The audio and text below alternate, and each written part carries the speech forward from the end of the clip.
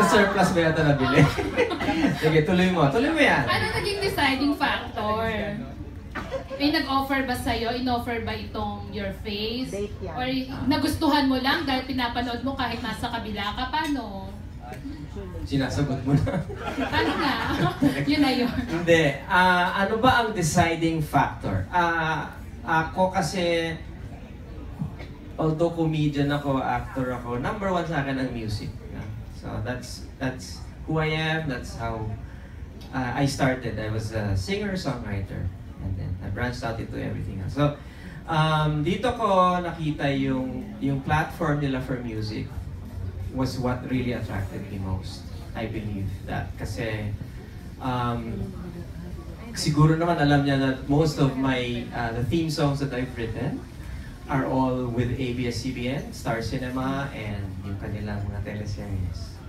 So, nagkaroon ako ng relationship actually with ABS-CBN because of that. Even though I was with GMA or with TV5, I was still writing music for ABS-CBN. And then hindi sila, and it came from them, they approached me and asked me to write. And then if you remember, I also produced an album for my lookalike, Piolo Pascual.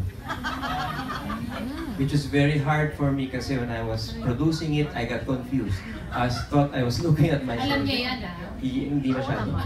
So, and that album, if you remember, was multi-platinum, triple platinum. Taga-Star Record po kayo.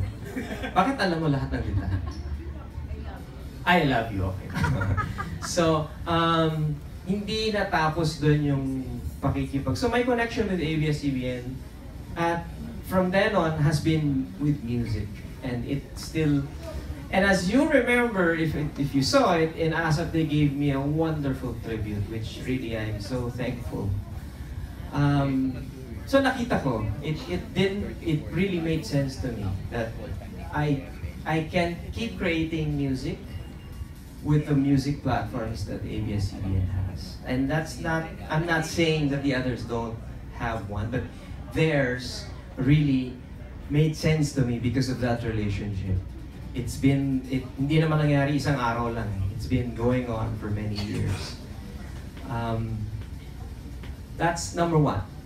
Number two, the programs, as gaya na sinabi ko sa inyo, I'm a singer, I'm an actor, a comedian, and they have those programs that na bagay ako.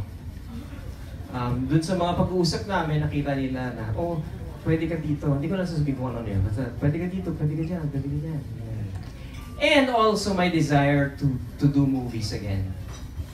I haven't done a movie in 3 years yata. Hindi ako nag-movie. Last mo pa yung sa inyo ni Bitoy, no? Angelina? Siguro.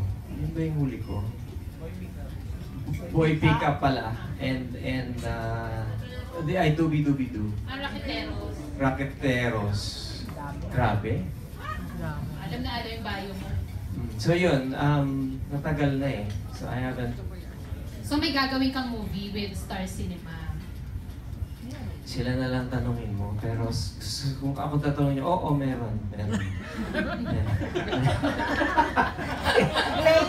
Parang naiba yun dun sa sagot mo.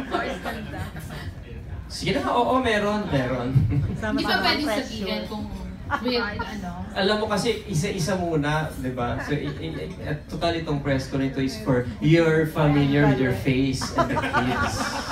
So parang ipa-press con ka ulit. So, press ko na yun. Dito muna sa your face, your kids is the face of your family. Pero i-segue ko na rin, Ogie. Aside from